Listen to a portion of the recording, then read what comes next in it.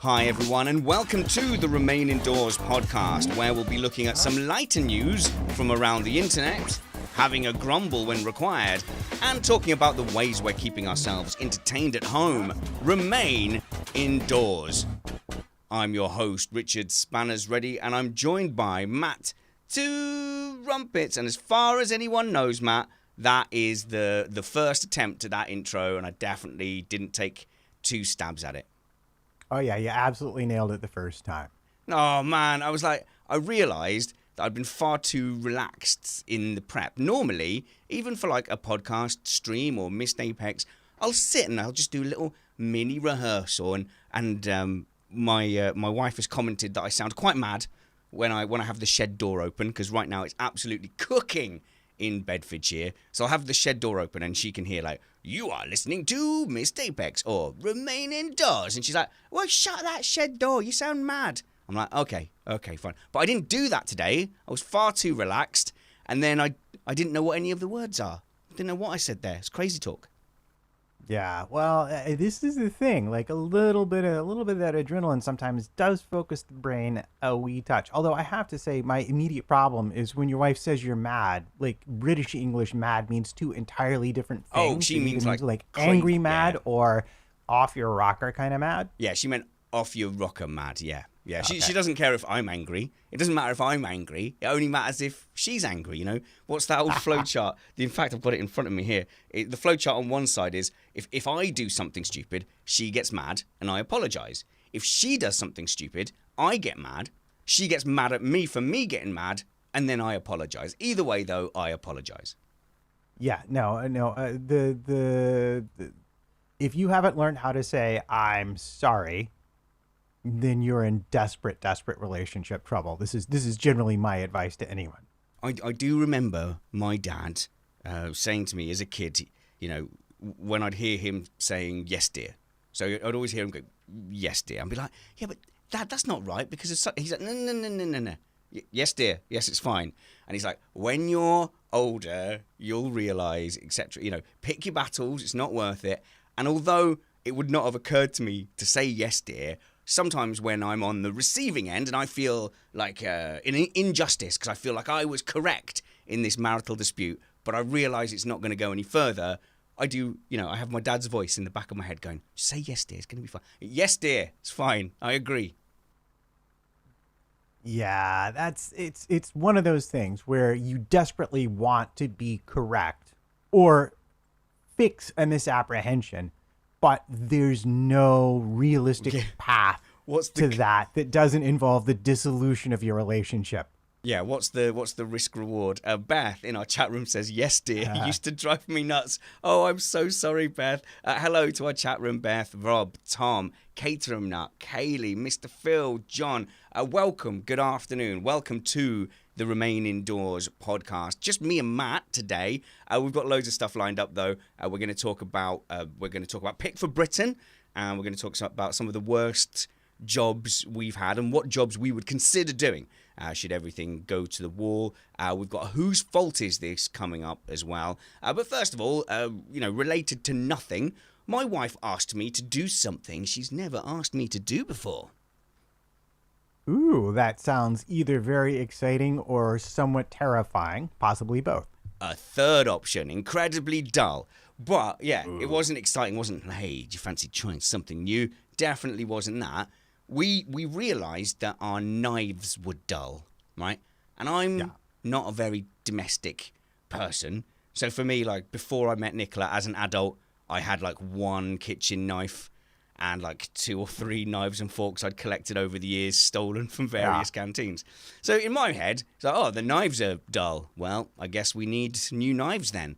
But apparently, the knives in our house now require sharpening, and it's a task I have never done before. Well, I can tell you from my personal experience, because my wife does love to cook. Like she's all about the cooking. And I actually got her, and we talked about this, I got her a knife for Christmas, like a really nice, How did that she did go a down? lot of research and she's like, "I want this thing to cook with." Oh, 'Cause she I'd been wanted buying it. her, Okay. Yeah, I'd been buying the ceramic knives, but she wanted a metal knife. And I was like, "Okay, we'll get you this super nice, very expensive knife." And I get it for her. And then she's immediately like, I think I need to take care of this properly. It's a high-end piece of equipment. It should be properly cared for. Okay, so I did research and I found there's these things called ceramic water sharpeners. And there was one that was made by the same maker as the knife. It was recommended. So I bought it for her. Water and this turned out to be it's basically 3 ceramic wheels, and you just pull the knife through, and it puts a very nice edge on it. And so, like, I buy her this, and it sits for several weeks, and she finally decides to use it. And I come to dinner that night, and she's got, like, every finger has a Band-Aid on it. And I'm suddenly realizing I bought her the worst possible gift, because as soon as she sharpened the knife, she kept on she's like, oh no, I just I set it down and I brushed it, and like I sliced half my finger off with that.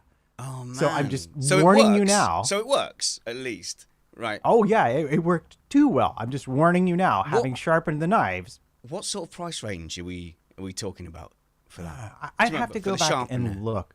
But I want to say it was like around $100, so maybe like 70. Okay, that's not going to fly. Quid. So what we have is just like a rough stick. It looks just like a bit like a file that you'd get in a workshop. I know the one you're talking about. Yeah, so you have to sit there and go shh, shh, shh. So I started doing it because I've never done it before, and the sound for her was like chalkboards, like nails down a chalkboard. So they so this is now a task that I must do with her not around. So it's like an evening. So I've got to spend now, I don't know how long it takes. An hour? How long do you have to spend sharpening all the knives? So I guess I'm going to be sat there for an hour, presumably in the shed because she can't stand the noise, sharpening knives like a crazy person in a shed sharpening knives. Do you have a Dremel tool? I don't know what you mean. Is that a brand name? What's a Dremel tool? Yeah, Dremel. It's like a rotary tool. Like a drill? Not like a drill.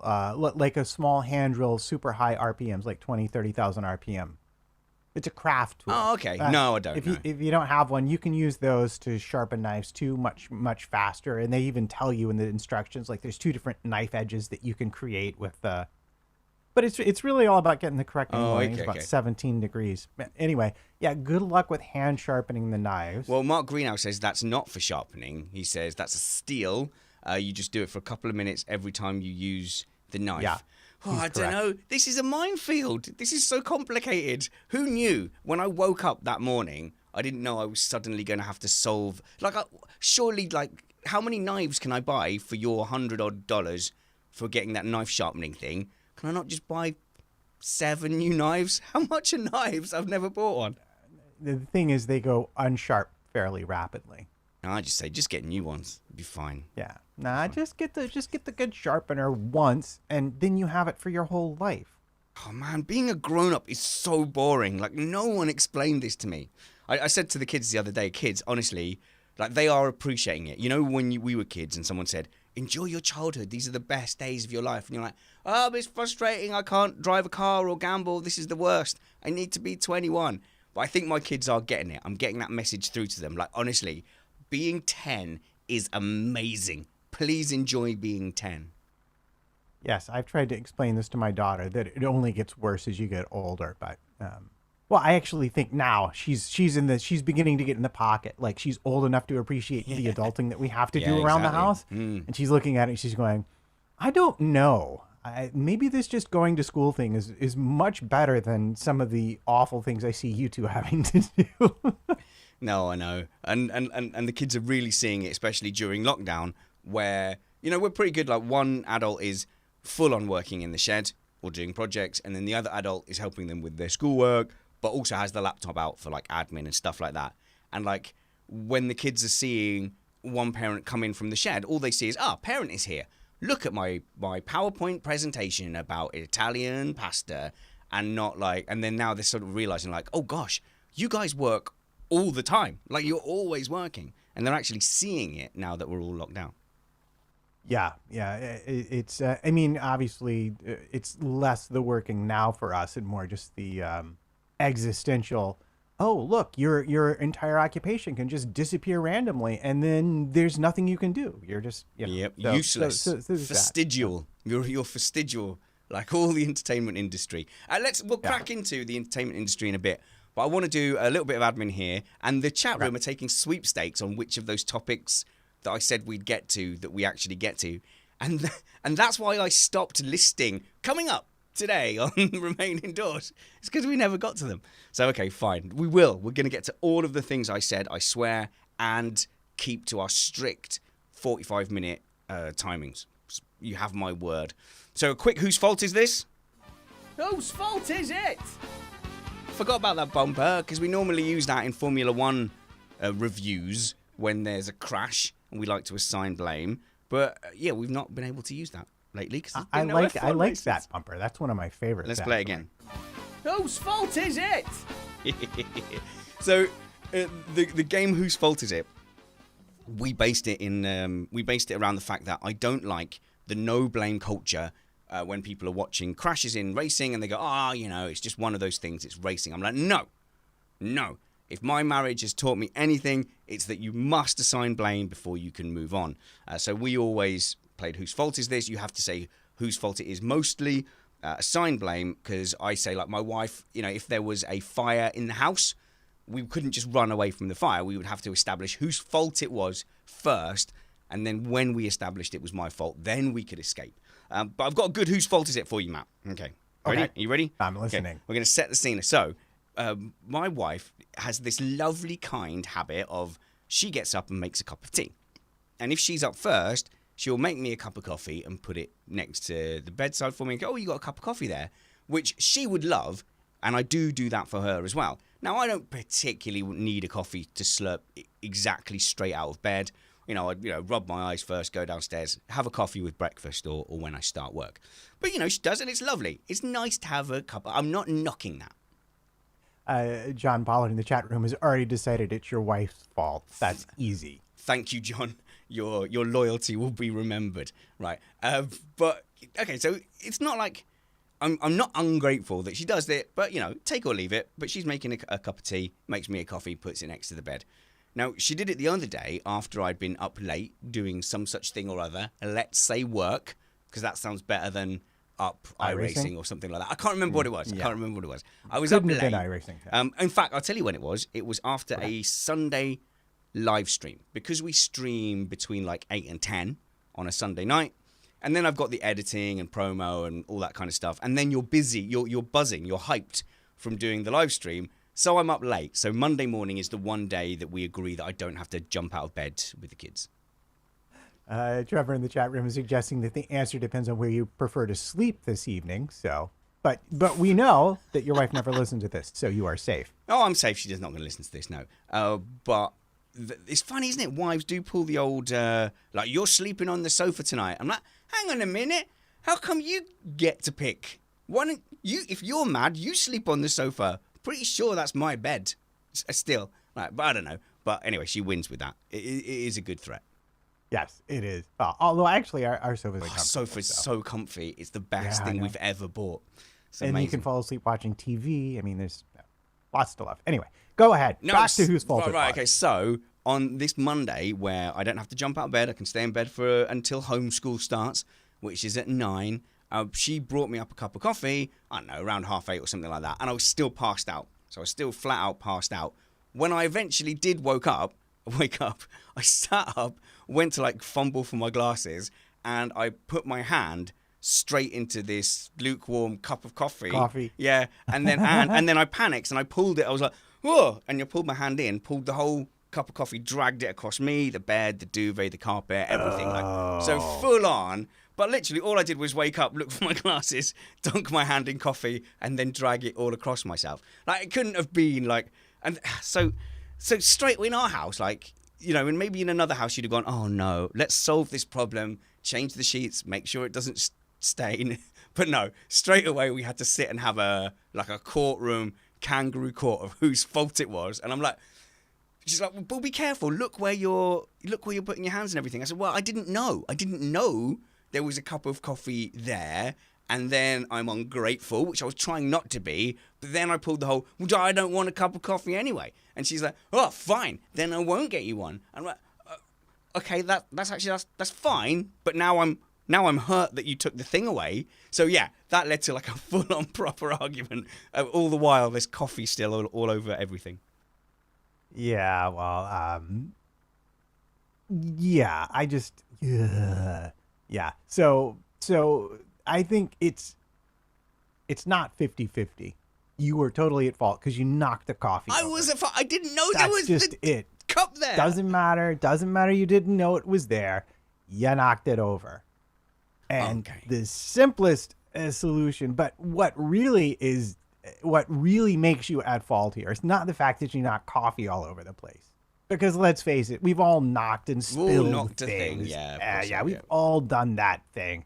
Where you're really at fault is telling her that you didn't want the coffee because here she was being the good wife to you, and you just basically said, I don't need you to be a good wife to me. I don't need It the was- nice things you do for me. was a- And I've met your wife. And this is like in blackjack where they say, do you want to split the pot and double your bet? And you're like, sure, let's split those 2 tens and double my bet, because now you're really in for it, my friend. And I think that's where you're really at It fault. was a classic case of doubling down. Like, that was not my intention ever to call her up on it. Like, the coffee's there, I will drink it. It's lovely, it's fine. But the fact she came in and she went, "Oh, you idiot, what are you doing?" And then you're scrambling around for a defense. And the defense was, I didn't know there was a cup of coffee there. But then I went, "Wow, do you know what?" And then you just get into point scoring. And yeah, as soon as I Yeah. said it, I went, "Oh, I've made a terrible mistake. I've made a huge error." Yeah, this is where your competitive instinct can really work against you. Exactly. It was a full-on like competitive thing, and this is the culture in our house: competitive blaming. And I'm glad that I was able to bring that into our podcast format. But yeah, Yeah. So here we go. What if I had, while she's asleep, as my revenge? We've got one of these bed trays, where you can put like a tray on your lap in bed with little legs and it goes over the top. Now I got it for her for Christmas. She said it was a stupid waste of money, so it's now currently sitting in my office here as a little mini desk table. But what if I get that while she's asleep, and then I make her a lovely breakfast with scrambled eggs and bacon and beans and a cup of tea, and I put it on that bed lap table and I place it over her while she's asleep, and then go downstairs and then wait for her to wake up and knock it all over and go, "Wow, you should have looked where it was. You should have looked and checked." Okay, I'm waiting for next week's report on this experiment. Let's see, am I getting any support at all? Beth says it was both of your faults. No, Beth, that's not how the game works. Until you said you didn't want the coffee, and that's where you shot yourself in the foot. Greg says, "Wow, so amazingly toxic." Yep, it's a terrible marriage, but we're hanging on in there, and hopefully it makes for the odd bit of nice content. Wow, there we go. So now we can get onto some of the subjects, some of the actual subjects. Chat Are room. you sure you want to? I mean, we've doubted barely been on us. half an hour. Oh yeah, there's quite a lot of time passed already. All right, let's skip all the topics and talk about pasta makers. All right. We've got one. Ooh. This We is do too. awkward. Have you a homemade pasta maker where you roll it, Homemade. and Yep. so it's the wife and the daughter spending hours rolling the dough and the pasta, and then there's another setting where you roll it and then it goes into like tagliatelle. Tagliatelle. Yeah. So we have one where you roll it till you get to the proper thinness, and then you put the cutter on it, and then you send it through, and it cuts it into the linguine or spaghettini or fettuccine. I forget which one it was, but we have like 1 or 2 different size blades that it cuts it into different things. And so they actually busted it out. We used to do it every so often. We make some homemade pasta, and they actually busted it out, and they had a recipe, and they made the dough, and they did it all out, and it was really lovely and wonderful, and they've not touched it since. So there you go. Well, they have, and awkwardly, it turns out I don't like soft homemade tagliatelle. They made it very well, but I just don't like it. So it's really awkward because now they want to make it all the time, and it's not as good as just. I prefer. Here you go. Here's an interesting thing. I prefer the cheaper hard plastic that you get out of the not plastic, spaghetti that you get out of the packet to this delicious homemade tagliatelle. I think it's the texture on my tongue. I don't like it. But this got me thinking. Go on, carry on. No, I was going to say, here's the thing. This is an interesting thing because my daughter, even when we have the homemade pasta, she always says, "You overcook it. You overcook it." She likes it really almost crunchy, right? Almost crunchy. And when we went on our plague-centric Italian voyage, and we had pasta Plague-centric? there, it was really almost crunchy.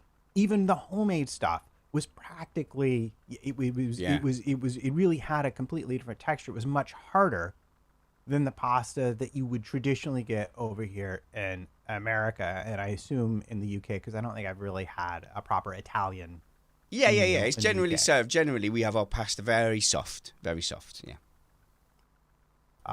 And so I actually I'm with you. The cooking time on homemade pasta is like super short. It's like you boil Yeah, it yeah, for yeah, a like a minute, minute, yeah. and you're done. Yeah. But but they make it too mushy. Oh, that's tragic. So this led me to think, what other things do I like when they're not done correctly? So stuffing in our house. My wife, when we first got together, she'd cook a roast dinner and she would really overcook the stuffing. So the stuffing would be like really crispy and there'd only be a soft bit in the middle. And you know what? I love it. Gorgeous with gravy as well. It's incredible, but it's not the correct way to cook it. But when we go for a posh like a pub Sunday, well, I say posh. By posh, I mean we buy it and someone brings it to you. But when we have like proper stuffing and it's just super soft, I'm like, ugh. Why have you can you go back and like burn this for another 20 minutes? So I now am conditioned. I only like her overcooked thing. And she has to explain to people if they come over, okay, so I overcook the stuffing for my husband because that's how he likes it now. Do you want it done normally? That is you're like someone who now likes a super well done steak, and no one who's normal can appreciate this. Exactly. You're bringing up a story from the Go for it. grim archives of my life. When I first came to New York, I had a girlfriend who lived in New York, whose parents were much wealthier than my parents. And so I actually, until I got an apartment, I stayed with them when I first came up to conservatory. And the first time I met them, or just right when I was meeting them for the first time, they were very, very into cooking. And her stepdad cooked this really nice meal, including this soup called vichyssoise, which is like a potato soup, I think. And he served it, and I'm like, okay, this is all food I've never had before. This is a whole level of stuff I've never experienced before. And I take a bite of it, a sip of it, spoonful of it, and I'm like, oh my God, it's like seawater, possibly more than seawater. And there's just this long silence at the table. And then finally he goes, I think I might have double salted this. You probably shouldn't eat any more of it. But I suppose But there was this moment I'm like, what am I going to do with this bowl of soup? It's from like your drinking point of the view, sea. so you're thinking like, oh, I must be like really uncultured or something. Yeah, exactly. And he's like, no, I just made it horribly. For not getting it. Tom says soggy Yorkshire puddings for me. There we go. Trevor suggesting a nice crispy burnt layer of breadcrumbs. I think that would do me nicely. Or do me nicely as well. Somebody up the chat there must be a Dad Hub fan though, and described the previous story, the previous Whose Fault Is This, as the coffee spill paradox. Now, do you think that is a reference to the water wife paradox that I used to talk about on Dad Hub podcast? It Do might you be, remember? it might not be, but it's a great moment to seize Do you remember? and reintroduce it. Do you remember the water wife paradox, right? And it was actually wine. I think this happened with us. So we used to, before we had a brilliant sofa, we used to enjoy just sitting on the floor. And in fact, I'll still occasionally just sit on a cushion on the floor. But essentially, the water wife paradox is if a wife, and yes, I'm being sexist, sorry, chat room, if a wife has a glass of water on the floor and you knock it over, she'll say, "You idiot. What are you doing? Watch where you're going. There was a glass of water there and you've knocked it over, you idiot." Whereas if you, as the husband, have your glass of water on the floor in front of you and she walks into it and knocks it over, she'll say, "You idiot. Why have you got water on the floor? Water should go on the table. What are you doing leaving a glass of water where I might kick it?" And that's why all wives are gits. Yeah, well, that is the ultimate do as I say, not as I do move that you pull on your kids later on. So just think of it as practice, really. Yeah, no, I will never be like that. I never do anything like that. Of course we do. We all do it. But in my sexist way, I'm just accusing wives of doing it. And I stand by that. Matt, the arts are in trouble. And I know you were talking about you and your wife being very dependent on lots of people gathering together for both your jobs. Your wife works on Broadway as a costume designer. Yeah, she actually supervises the entire worldwide costumes for a major Broadway show, which I'm not sure if I have permission to share it, but I'll just say Wicked, and you can leave it at that. Well, that's what it's called. Yeah, it's called Wicked, and she worked on the original show, and then they brought her back in to oversee things when they were putting up, I think, the third show, the second tour. And she's been associate designer on at least 2 more shows, and she's also been working with the same designer of Wicked on opera at the Metropolitan Opera. In fact, she was supposed to be we were supposed to be the fall opener for the whole Metropolitan season. Was going to be a brand new Aida that's being shared with the Bolshoi Ballet, and both that and of course Wicked, as soon as they shut everything down, the Broadway houses have closed down, and currently September 6th is a target date, but I have a friend who plays. I have a friend who plays another show, and their producers are saying Christmas or most likely January is what they're thinking right now, at best. Wow. And see, you were telling me stuff like that here and offline as well, and you're like, oh yeah, my friend's wife's job, yeah, and it doesn't quite hit home until I saw this news, which was on reported on the BBC. Shakespeare's Globe Theatre in London has called for urgent funding to avoid going out of business due to the devastating impact of the coronavirus. And it is a devastating effect on all those industries because they're just not getting any income. Now, it would be really easy to say, well, okay, this is kind of, unprecedented. I don't want to say warlike because it's not warlike, but when you talk about drain on resources, we're approaching that end of the scale where the country's resources are being really sapped. So it would be easy to say, well, obviously prioritize food and medicine and don't worry about the arts and stuff. So you can make that argument every which way. But the truth is a lot of those industries just simply aren't going to survive now without help. And it's really weird. We've got so used to having a wealth of shows and entertainment and actors and people like Amanda who are supporting it with costumes and all that kind of stuff. And you think like just huge chunks of that industry, especially the live ones, could really, disappear. And how much is that going to pick up? How permanent is that damage? It could be super permanent. Well, it will be super permanent. So I'm since this is a little bit in my wheelhouse, dare I expound a little bit and explain the issues here. So in New York City, and I'm going to put Shakespeare's Globe into the same thing. The thing about the arts is they are a multiplier. So if I spend $1 supporting an arts venture, that arts venture brings audience. That audience spends money in surrounding businesses. So I've seen the statistic in the past. If you made me go find it, I'm not promising I could find it. But in general, my understanding is for every $1 in arts spending, you get anywhere from $7 to $10 back into the local economy. So it is actually one of the best investments you can make for your economy. And now there's other issues besides that. We're just looking at it from economic terms right now. That's not the only reason to support the arts, but it certainly for some people is the only way you can talk to them successfully about it. So it's compared to things like military spending, which returns about 1-to-1 in terms of dollars. Art spending is actually a pretty good investment for your local government. Well, I don't think military spending is seen as like a revenue generator. I think that's more like insurance. Oh, it absolutely is. And like other things, you shouldn't always demand a strict economic return in order to justify spending money on things. It's actually a pretty good argument for it.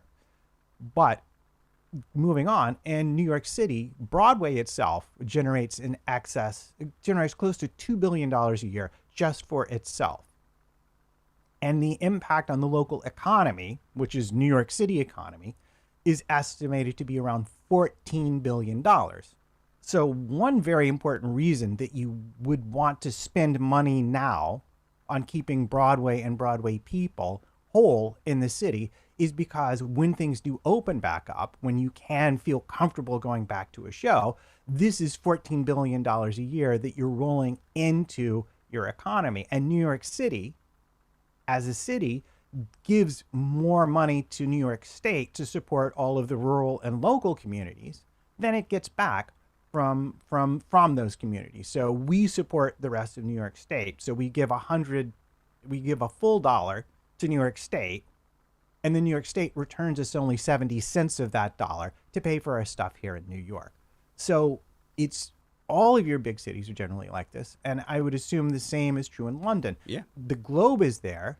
That's got to be a huge draw for people to come to London and to spend money, because I've been it's by the Tate. It's right there on the we South hung out, Bank? didn't we? We hung South out. We went Bank, on a right? boat trip. Yeah, South Bank. yeah, South yeah. Bank. That's where you were sat South playing Bank. your trumpet in the cafeteria.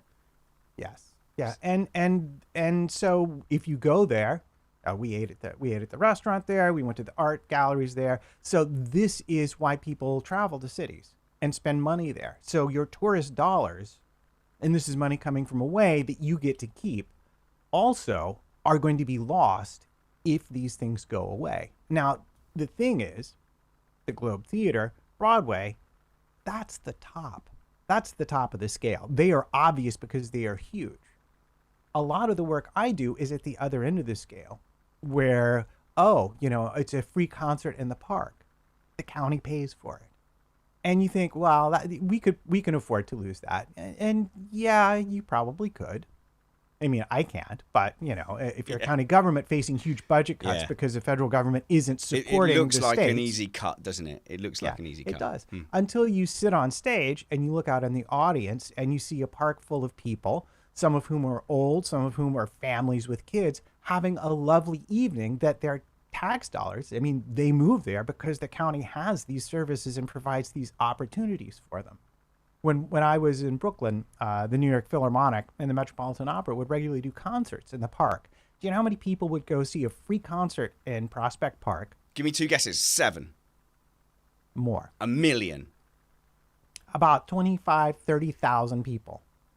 And that's for a random Thursday sitting on the grass. No, it's huge. It's huge. Yeah.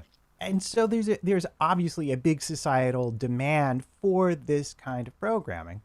And I don't know how it is over in the UK, but certainly here in the United States, it's been a gradual dwindling of support, especially for all these grassroots things. And these are the people like, I played Staten Island. These are the people that you go in and you play for in the nursing homes. You go and play in the libraries for kids. You go into schools and do special concerts for them. This is what you're not going to have anymore. And it is a huge multiplier in terms of quality of life for the entire community when you start to lose stuff like this.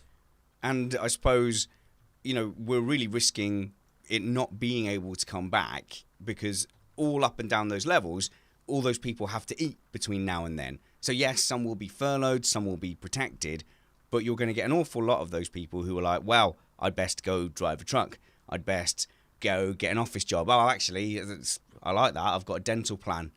That's all right. I'll just stick here. So when the risk is you open everything up again and actually you're losing a lot of quality, you might just not have, the Amandas and the Matt Trumpets is there ready to pick everything up come this time next year.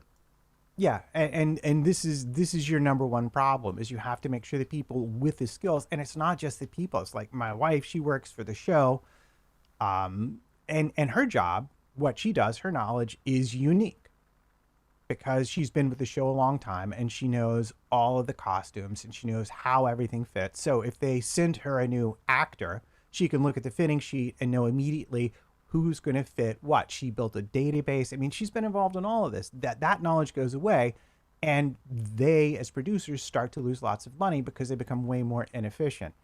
And it's about maintaining the people with the skills is a problem, but it's also about maintaining the opportunities for those people when things finally come back. I mean, both of these have to be considered in tandem. And yeah, I mean, we're fortunate right now because she's eligible for unemployment because she has no work. Yeah. But if that stops, then we're looking at some really, really difficult choices, including uprooting our entire lives. So it's not, it's not that she won't work. It's not she won't go do other stuff, but as a government, do you want to give that up? Fascinating to hear you talk about that from an artist point of view. You and your wife together, you cover such a broad spectrum of the entertainment and the arts industry. And the one of the biggest problems with how our democracy works is, that kind of long-term investment you're talking about, where keep investing in the arts, and you will see a return in such and such a way through tax and revenue and tourism and stuff. That can be kind of deprioritized when you need a vote tomorrow. So, politicians are under pressure for NHS, police, all that kind of stuff. If they turn around and say, we're investing in £1 billion in the arts, the headline in the Daily Mail the next day will be £20,000 wasted on jugglers on the South Bank, and that's not, it's politically damaging, but yeah, that kind of spend is never popular for politicians. So if there is a big cull in budget, then that's going to be one of the first things to be attacked, one of the easiest things, because they can turn around and go, yes, but we've got more firemen, we've got more policemen. Yeah, I mean, you can always turn around and say that, but my response to that, and understand here in this country, the main budget that funds arts doing things like this, National Endowment for the Arts, was cut in half in 1972, and it's been dwindling every year since. And as a recipient of an NEA grant, I went with a chamber music group to a small town in Kansas. We were in residence there for 6 months. We did concerts. We went into all the schools. We went, we did basically community service as musicians in this community. We got paid for it, and the community got a level of musicianship and a level of exposure that they never would have had otherwise. We did open rehearsals, and so there's a lot to be gained with these investments. But it's an easy get for a politician to say, the arts aren't really that important. But if you look at their effect, on the economy, well, then no, that's not really so true at all. It is the same here. I'm remembering now my wife and her friends complaining, when she was in her 20s, they would be given grants to go and teach less well-off children in communities how to play instruments, and who knows how many careers or passions they sparked, doing that, which isn't going to see a return for another 10, 15 years. But they have all noted that all that kind of grant, all that kind of money has gone over the last 20 years, and, to much sadness. Anyway, go on. No, go on. One last point. I didn't mean to cut you off. I just wanted, I'm under pressure from the chat room who think I'm not going to get to the topics. Yeah, well, the phrase I think of is penny wise, pound foolish. And that's really what it is. If you're thinking long term, then you want to include the arts, because the arts are the engine that drive all of the other growth in cities and in communities.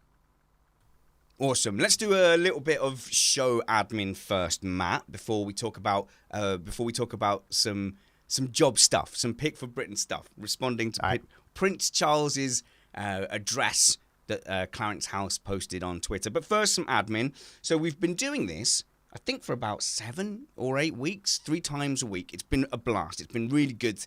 I've enjoyed it. However, just next week, I need a break. So I have paused, because actually I haven't had a break just in general for ages. So I'm slowing everything down apart from a few projects for next week. So I'm taking the week off. The kids are off for half term. There's no homeschool. So, I don't want to just abandon Nicola for huge swathes of the day. We're going to have a really kind of family orientated half term. Also, I just need to reduce my work a little bit in general for other things. I hope your marriage survives your family orientated week. Oh, we'll be fine. There's people concerned about my marriage. I am a big believer in sweating the small stuff. There's some people, No, you should be a big thinker. Only, feel grateful for everything you've got. Don't complain about the little things. Don't sweat the small stuff. I'm like, no, opposite of that. Sweat the small stuff. The devil's in the details. The life is in the details. The small stuff is life. John McClintock suggests you start by hiding the knives. Oh, yeah, maybe you're right. No. Look, I love I have to justify it. I love my wife. I love our family. I think, we have so much fun in our family. There's always joy. There's always laughter. But there is also passion. And we all fight our corner. And boy, I kind of love it. I love, examining the little stuff. I'm not like a, sweep things under the carpet kind of guy. And I tell you what, in 15 years, we never have that argument where someone brings up something from 6 months ago. Because 6 months ago, we had that out. We had that all out and we had that argument. So I really feel like we've definitely, avoided building up issues. We definitely get everything off our chest. We communicate well, but a lot of that communication is in the form of bickering and hate-filled sniping. Okay, so this is a bit of a tangent, but absolutely hilarious. My daughter... This is our third tangent, but okay. My daughter, as you know, but this is a dynamic that's interesting. My wife and I don't have as much this dynamic. I mean, there will be flashpoints. Yeah. But they're rarely super passionate disagreements about the way things should be handled. It's usually much more, you just said something inadvertently hurtful, which is usually me. Yeah. Or, or you completely misinterpreted what I was saying, which is occasionally her. But we usually work this out. My daughter, on the other hand, I help her with homework. I help her with math. And I help her with chemistry. But apparently, when I help her, and she wants this help, we get so argumentative with each other while we're coming to an answer that my wife actually will have to leave the room. Like, it makes her nuts. She'll be like, but Dad, I'll be like, no, but this, but Dad, no, you need to explain to me that. No, I'm not going to explain to you that because obviously it's, this will be like how we go, and we go back and forth. This is how we arrive at a good answer for things. And my wife was like, I cannot tolerate this level of aggression and argumentation. That's how you get to the proper answer sometimes when you have, two people coming at something from a slightly different angle. So it's not always unhealthy. Obviously, you have to make sure that there's a solid grounding underneath it, which I believe me and the wife have. But yeah, we definitely have it out with each other, and we definitely, we both fight our corner. And we're both freelancers in a house with limited resources, and with lockdown, one of us has got to be homeschooling, and there's only limited time. So at the moment, we are not just fighting as husband and wife, we're fighting as competing business entities, fighting for the resources, the bargaining, trading off. It's interesting. Yeah, I've been spared that because my wife is just completely off work, and I at least sort of have the podcast and some teaching still going on. And thankfully, although I don't have a shed, our last move was to a place where at least I had a room where all my stuff could go. So I have it relatively easy, and it does make it easier because I can just absent myself. So there's not that constant three-way tension. To me, it was like even the point a client booked an appointment for today for 11 o'clock. I'm like, fine. I put it in the calendar. Straight away, Nicola looked in the calendar and booked, booking the resource of the studio. Right, 10 till 11. Client tries to move it till 10, and I just had to be honest. Okay, I will get back to you. This is going to take some negotiation. I have to argue with my wife and a neighbouring business over resources. I'll get back to you. I lost in the end. Where are we tangenting from, Matt? Couple of tangents. Yeah, why I need a week off. So family time, which I'm sure will survive. Sure will survive that. Fitness has gone out the window. I need some time just to go out, get my trainers on, go and do forest runs, go get the weights bench out. Starting to round off. This is how my face. I can always tell in my face. It gets extra round. But I'm carrying 5 pounds at the moment that I don't want to be carrying. And it's just enough to make you feel like sluggish, like you failed, like, I felt it. I felt it creeping on. So I'm going to come back here. June the 1st is the following Monday. And Tangentception, they're calling it. Yeah, I think that's show title, right? That's the show title. I'm going to come back 4 pounds lighter than I am today in 9 days' time. I know I can do that. Need to get back on that fitness pathway, but also just give myself a bit of time. a little bit of room. So we're just going to take half term off. That's not pod fade, it's just half term off. But Matt, I hand over the keys to the virtual shed to you, and if you want to put together a show with Nick or something next week and dust off your live streaming chops, because you've not done a live stream for a while, you're of course more than welcome.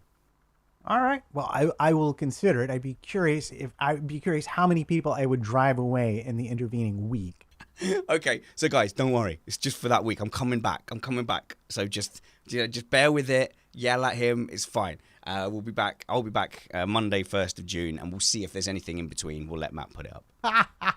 Tire special is literally the first thing that comes up. No, okay. Can I set some ground rules? It cannot just be a Formula One show based on tires. This is remain indoors. It's lifey, life.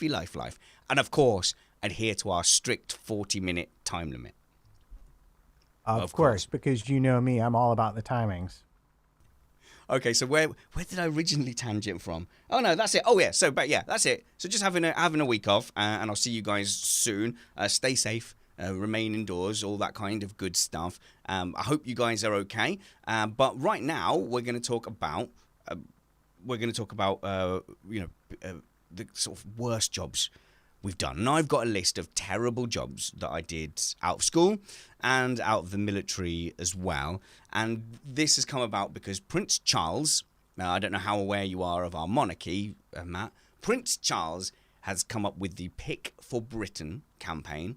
So you can look at pickforbritain.org.uk, and he tweeted from Clarence House, which I guess is his organisation that he runs, proclaiming that he was a farmer and that we're at risk of a lot of Britain's crops going unpicked and being wasted, and that we need a wartime style effort to go and pick for Britain. And there's this big movement to encourage people who are out of work because of COVID and people who are furloughed at home to presumably volunteer to then go and pick fruit. So there's been equal parts outrage of like, well, you first, Prince Charles, etc. And also some people, saying, well, these jobs are now available because it's been harder to get economic migrants to come over here and work. But also as a country, we made a decision as a country to have less, air quotes, low-skilled, low-paid workers coming from the EU. And so it was always clear that those jobs were going to have to be filled by British people. But when Prince Charles says, all right, well, now this is the time, there's a little bit of outrage. But I do think there's a danger of the people who were saying, well, these kind of jobs should be being done by British people, didn't necessarily imagine that it was them that was going to be in the fields picking the fruit. And they possibly thought they were safe in their industries. Whereas now with COVID-19, we're going to hit a deep recession. Lots of people are going to lose their jobs, be out of work. And when they go to the job centre for support or to look for new work, they'll be told, well, there are fruit picking jobs. You're not eligible for any of this work because for any of these benefits, because there's jobs in the fields. Off you go. So there's going to be a lot of people that are going to be surprised suddenly finding themselves working at the bottom of the agriculture labour tree. So I'm going to laugh a little bit because I'm just going to say I'm pretty sure that was the plan all the way. It's just I think the virus thing has made it a lot more obvious. Yes, yeah, I think that was, yeah. So just to be clear, like during the Brexit debates, people were actively saying, well, those jobs, those inverted quotes, low-skilled, low-paid jobs should be being done by British people and not migrant workers. And so that's not a secret that was eventually going to happen. Yeah, just not my class of British people. I should still have my job because I wouldn't do a job that only paid minimum wage because that's not enough money to live on, really. So I need to get. So my first response would be like, okay, you want me to pick fruit? Good. You're going to pay me my normal wage for teaching trumpet, right? Which is, Well, that's not going to happen. You're not going to get the same. Okay. Well, then I'm not really interested in your horrible job. Thank you very much. I'll live off my savings or whatever. But it brings up an interesting point, and we're seeing this over here in the United States too, is that, I can do a lot of my work from home.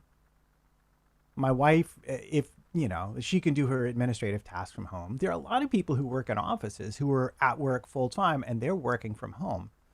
And there's a lot of people who are just out of work because their jobs are closed. And it turns out that society carries on, and the people who are actually having to walk out the door and go to work every day, a lot of them are the lowest paid people in our societies. Yep. And without them, it turns out we'd all starve to death in our apartments pretty darn rapidly. And and yet they still don't. There's still no societal recognition in terms of, I would say, pay, because that's the easiest thing we can all agree on. But you see where I'm going here. It's kind of saying, if you look at this through a certain lens, it's sort of saying, wow, a lot of you people who get paid a lot of money aren't really that necessary to not starving to death. And maybe we should take some of that money. Or we should take some of those people and move it to the things that stop us starving to death. So when we look at where are we going to find the workers for agriculture, we're not looking at nurses, we're not looking at bus drivers, we're not looking at manufacturing, because we need all those people already. And I think there are some people in middle class jobs who thought that that's the kind of demographic that would fill that role. But really, you're going to find there's people who are now in offices that have closed down, and that's going to be their go-to option to go and farm. And I'm in that category as well. My wife is in the arts, like yourself, so she would be one of the people who would suddenly find themselves out of work, and if you need support, we go, well, we need farm workers. So I have no idea what it's like to pick fruit or vegetables on a farm. We've done it like you can go and pick your own strawberries, so we've picked upon it, but that's not the same as 8 hours a day punishing in a hot field.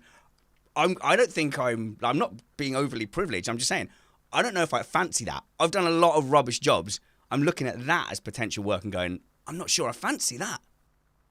Yeah, we could check slaughterhouses and food processing into that too if you really want to have some fun with people. But I've seen, I follow someone on Twitter who works in agriculture as a consultant, and I've seen explanations. I've seen people, picking. Commercial picking, not you and me family in the no. That's what we're talking. Commercial, days, beautiful, none of that. And what I can say is that it seems to be very physically demanding work. It seems to require a pretty fair amount of skill to go at the pace that is expected of one.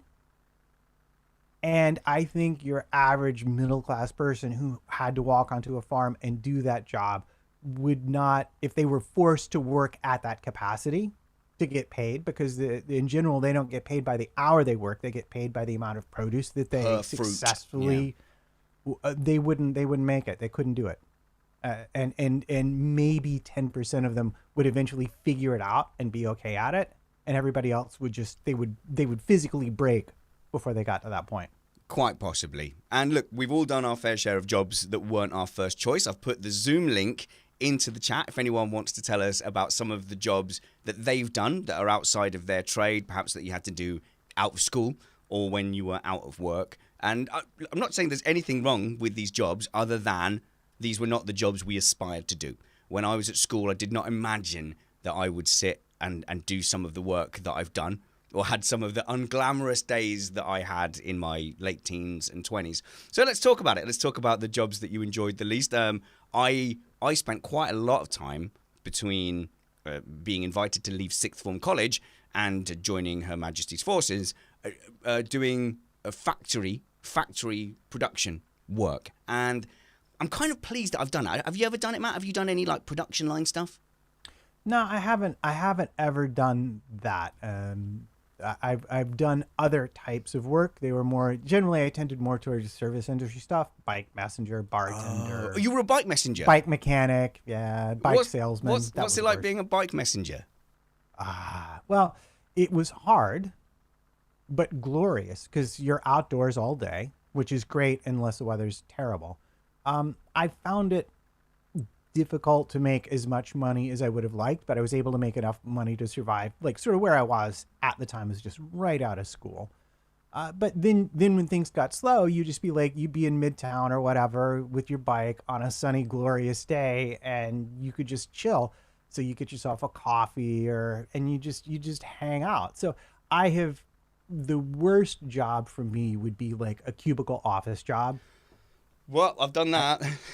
I think, being in the same place every day with the same basic set of tasks, I think would be the hugest challenge for me.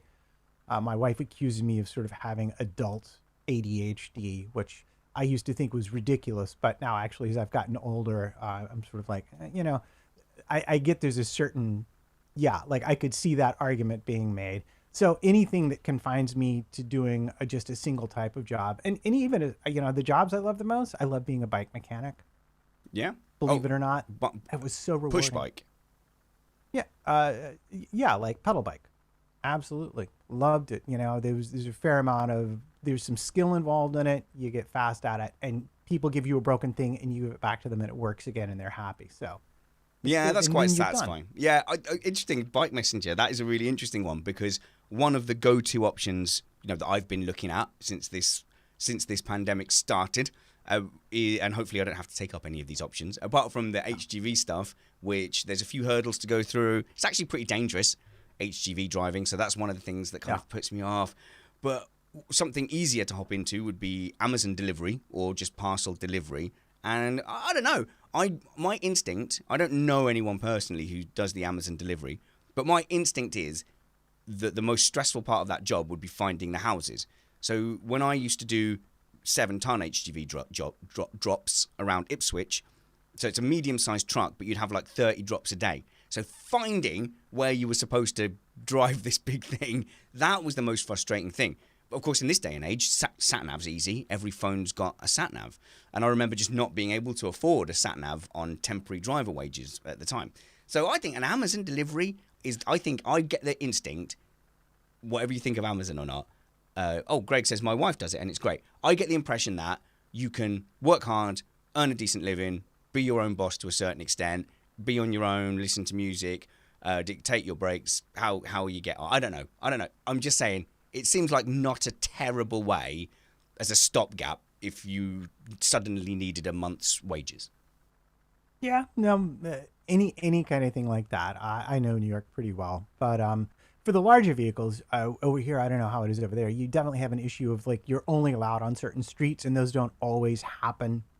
Those aren't always successfully programmed in, so you can do things like wind up on the FDR and getting stuck under bridges, which is.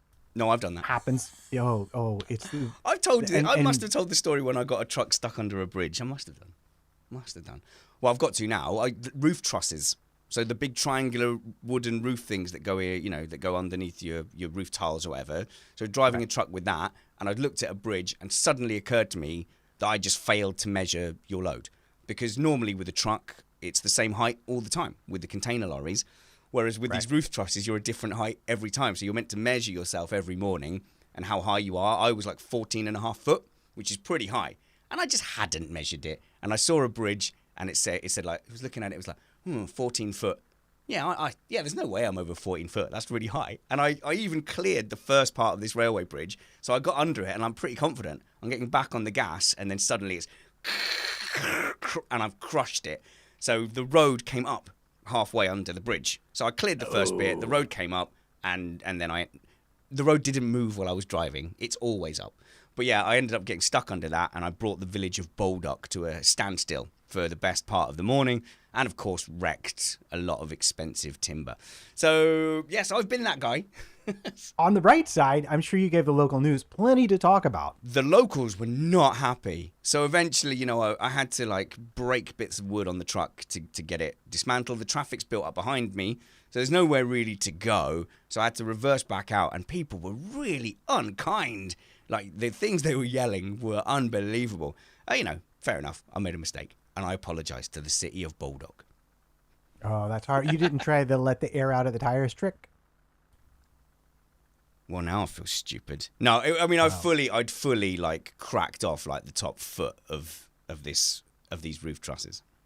Yeah, I that's just that is like such a horrible position to be in when you've made that kind of a mistake, and it's just like. So a couple of months later, I was in a similar position in London, and I saw the height of a bridge, and I had measured myself on that occasion, but I suddenly doubted myself, had a little bit of PTSD, and I just slammed the anchors on, much to the irritation of the cars behind me. And here we go. Here's Beth in the chat room, I think works in haulage, says, have I been allowed in Baldock? Shh, don't tell them. But yeah, so I slammed on the brakes thinking, oh, I can't let it happen again. I have to be sure. And people got very upset with me there as well. Yeah, so no return, I think. I think if I can avoid the return to truck driving, everyone might feel a bit safer. Oh, Trevor in the chat room says he got caught in a bridge where they repaved it and didn't replace the sign. Oh, that's unlucky. Hey, we've got a few truck drivers in here. Looks like we've got a few delivery drivers or ex-delivery drivers in here too. Good. I mean, yeah, just going back to, my time machining, I'm so glad that I had that time where the only work I could get was factory work and warehouse work. At the time, it was miserable because, all the work felt very claustrophobic. It felt very exploitative, actually, because you were in there, more or less treated like a machine. There was nowhere to sit. There was no flexibility in, I'll just go get a cup of coffee. These were the kind of jobs where I'm sure now are probably done by machines themselves. But at that time, for example, the most crushing job I had was in a sandpaper factory. And there was a certain cut of sandpaper that was like, I don't know, A4 size or whatever, but they didn't have a machine to take it out of the wet, where it was wet and glued, and hang it up on a thing. So my job was just to pick up this sandpaper and put it up on a line, and then get the next bit and put it up on a line. 8 hours with a half-hour break. That was the job. And that was crushing. I did that for a week on agency work, on a temp basis. And it was crushing. But I've got that experience, at least, in my back pocket, and many more like it. Yeah. The difference between that and like doing the bike mechanic thing is that as a mechanic, there is a certain level of skill. You have to understand how to take it apart. There was no skill for the sandpaper. Yeah. And to me, like what would be thought of, and even a lot of labor that we would think of unskilled, like say running a cash register at a McDonald's or something, actually takes some skill. And I can remember as a bartender, like when the rush would be on. I mean, bartender isn't, at the time I did it, which we're talking late 80s, early 90s, was not considered a quote unquote skilled thing. Like now you're a creative artist if you're a bartender, like you got to wear the funny facial hair and grow your own ingredients and stuff like that. This is not that kind of bartending. This is like, give me a vodka and cranberry juice. Give me a beer. Yeah, not cocktail. But when it was slammed and you were just like cranking out the orders and run, there was even still like, there's like a positive feeling because you're operating at close to your maximum ability to cope with stuff. Like even that presented sort of challenges. Yeah. And plus the tips were good. I'm not gonna lie, that was like the best paying job I had until I got seriously into the music business. But I don't know how you do a job where it's take this and hang it up and take this and hang it up. Well, I mean, I've done legal proofreading, but I've never had a job like that. Well, I had a series of like 20 jobs like this, and I think the turnover is very, very high. And at the time, they were leaning very much on agency workers. So I was trying to get like even low-paid office jobs. I was trying to get bar jobs, and for whatever reason, I would not get hired for those. I was only getting put for these kind of manual labor jobs. But it was all agency workers. So I was not employed by the company. It was when the company suddenly realized they needed 20 more people, they go to the agency. And you didn't know what job you were going to get. I would just be queuing up in the morning, and they would say, we need 10. You guys buy. And you go, oh, right, I got out of bed. Now there's no work today. Horrible. I would hate to be back in that situation again. But, there was some weird and wonderful things about it. Like I had a week where I had to file burrs off of machine, I think it was engine parts. So the metal would come out of this machine and it would have like burrs on it from the machines where it, you left us. So you get a little file and you'd file off the burrs, and they're like little gear wheels or something for bigger machines, presumably. So you'd file off the burrs, then they'd go into a finishing machine. I went back to that same factory that's my phone again. Sorry. I went back to that same factory about 2 months later, and they had a machine that took the burrs off. So now it was my job that next week to collect all the gears that had the burrs on them and then put them in the burr machine. So it was all a bit quicker, but the automation had come in that time, and my job was now not do the thing, but put the things in the thing that did the thing. And very eye-opening work. But my favorite at that time, my favorite job where I felt super lucky if we got a shift to do it, was order picking at a stationery warehouse. So, a school would put in their stationery order. You'd get the piece of paper. You'd go around the warehouse with your palletizers, pack them onto pallets, and then deliver them back to the truck, get them on the truck, and send that order away. And that was the only one of those jobs where I felt like, okay, I could do this for a bit. This could be my job. It was surprisingly satisfying and fun.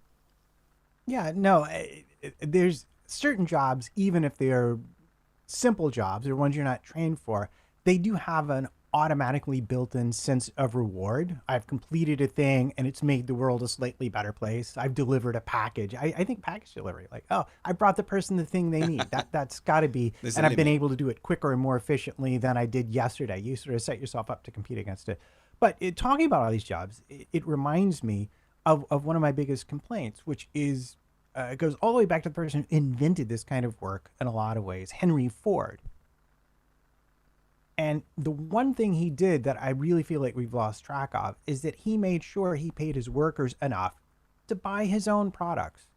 And I feel like somehow we've forgotten as a society about that. Because, yeah, if you want a society where you don't starve to death because you have no one stocking grocery shelves, maybe we should pay them enough, value what they do enough, really is the correct way to put it, I think, so that they can buy the same kind of stuff that you or I can buy with our advanced education and our advanced networks. Well, I mean, speak for yourself. I've got no education whatsoever to speak of, but yourself, yeah.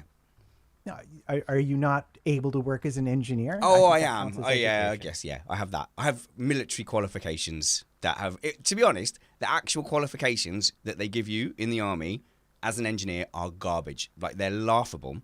And they deliberately, okay, this is a bit of a rant, but it's true. This is absolutely true, right? This is true. We're here for rants. This is what we're about. They train you up, so in my trade, electronics engineer, enough to get the foundations and get the knowledge. They deliberately hold back at every level the thing that would either give you a BTEC or a HNC or a degree. They hold it back, and then you complete it when you go back for your further training, say in 3 or 4 years' time.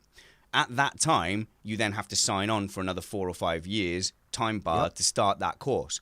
If you leave after the first time I left was after 6 years, my qualifications were absolutely worthless unless I had gone back to do the next course, which would have finished off the course I was doing and then started down the path towards an HNC, and then I would be time barred for another 5 years.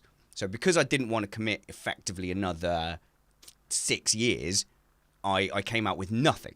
So I then had to, really go on my experience and really sell what I could offer from an experience point of view. On paper, it was nothing. So if you didn't understand the military environment, no one was looking at me and employing me as someone who could go out and fix complex engineering systems, run a firing camp, run an industry, or be the point man for a manufacturer at the customer interface. No one was doing that on paper. And I think to get my job, in the end, I ended up working in the defense industry because they did understand that. But I think I literally applied for over 500 engineering positions in the electronics trade, things where I could have done the job and understood it. But because of the qualifications that the military didn't give you, it was a shafting, if I'm honest. I'm very, very, very bitter about it. It was an absolute shafting. It was a lot of closed doors. So there you go. Whew, rant over. I don't think I've ever ranted about that publicly, but yeah, it's mean. I don't. I have my own interesting tale of qualifications. I don't know. No, go for it. As long as we don't run over 40 minutes, I'm fine, Matt. As long as, well, thank goodness we haven't run over 45 minutes here. Yeah, see no evil. Go, crack on. So back in the early 2000s, I was actually offered a position at one of New York City's premier high schools as a music teacher. But because of a hiring freeze on licensed teachers, they weren't actually able to hire me. So in other words, had I done just a simple thing and renewed my substitute's license, Yeah. I would be looking at the other end of I'd be looking at about 3 more years as a teacher and then retiring on half pay, which would Really? be, yeah. I mean, it was, I still have the job offer sitting in a filing cabinet. They did everything, including meeting with the head of personnel to try and get me in the door. But because there was an excess of teachers and I didn't have a license, they weren't allowed to hire me.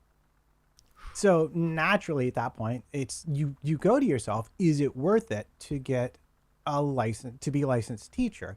And I was like, well, I've got a little work. I'm in that area. It probably, it's something I could do in my spare time. So yeah, I'll give it a go. So I actually took several college classes at night because I was working basically between playing and teaching, and it was pretty much 40 plus hours a week. But I took these classes, I took the exams, I passed the exams. Yeah. I took even both licensing exams in New York State, passed them both with the highest possible grade. I did them in one day. It was 8 straight hours of teaching. And the only thing left for me to get hired was the student teaching requirement. Now, in the rules, it says that if you have practical experience amounting to X, then you don't need student teaching. And this is important because the rules were about to be tightened up. You were about to have a master's degree in education to get hired as a teacher, but this was before then. And so I submit my entire application and they denied me because my actual practical teaching, which I've been doing in a public school and had a note from my principal to verify, because my hours weren't run through the Department of Education, they refused to accept that as a substitute. And so I wound up meeting with the district supervisor in person because I was very persuasive. You may know this about me. I can occasionally be persuasive. And I said to her, I'm like, you are leaving a lot of talent on the floor. And she goes, oh, don't feel bad about being turned down. This happens all the time. Okay, well, that's not better. That's worse. I was like, you were literally... Oh man, just like that's when my brain just the gears started going in the wrong direction. It's like I shifted into first from fifth and the whole thing just went pow. I was like, okay, clearly I'm out. This is not going to be my world because I cannot live in a world with people who think like you. This is just the wrongest thing I've ever heard anyone say. It's bad, isn't it? Look, we've gone off on rants. That hardly ever happens, Matt. Hardly ever happens. But anyway, we'll have plenty of time to talk about it. You and me on the farm picking potatoes or whatever. Pick for Britain. I just want to make very clear, not doing down any of those jobs or agriculture as a worthy trade or job to go into. I've done jobs like that. I've done the graft jobs. I've done the jobs that destroyed my soul. All I'm saying is that right now in my career as a 40-year-old man, that's not what I am personally aspiring to do. And I think a lot of the people that end up doing those jobs, that isn't what they were aspiring to do either. However, that is possibly, the reality facing people. And that may well include me, and it might well include my wife as well. The reaction to it was fascinating, I think is really my point, Matt. The almost faux surprise. And I think the fact that people are going to be surprised when it lands on them. I think there's going to be a lot of, oh, I didn't know they meant me. That was my only real point.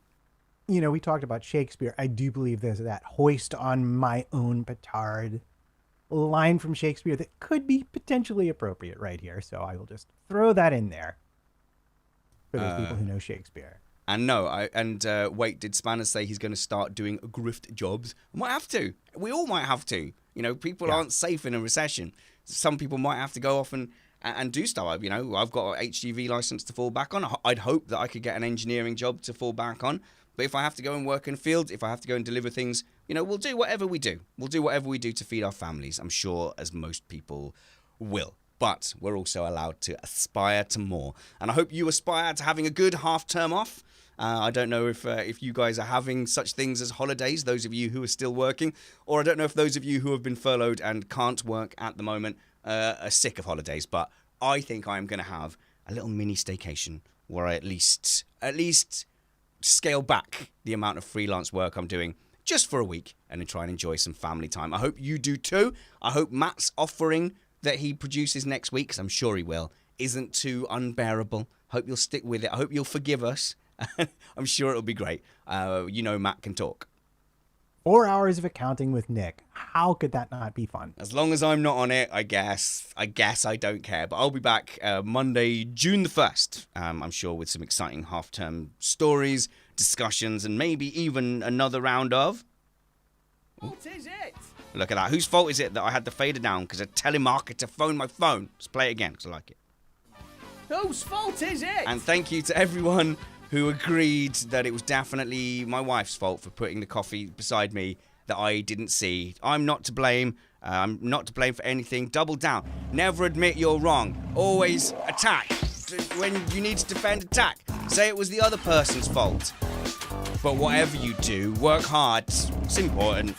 Be kind, because that's all we have, really. And have fun. Otherwise, what's the point? But for now, remain indoors. There we go. We did it, Matt. Only 41 minutes. Not bad. Yeah, I think that's about right.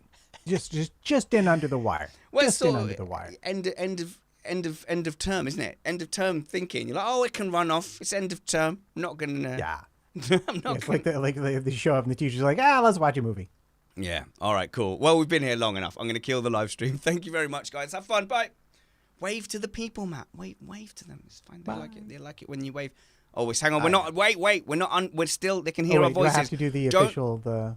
What? Oh, hang on. I have to put the wave? picture back on, for they won't see that. That's the royal wave. All right. Look at that. Yeah.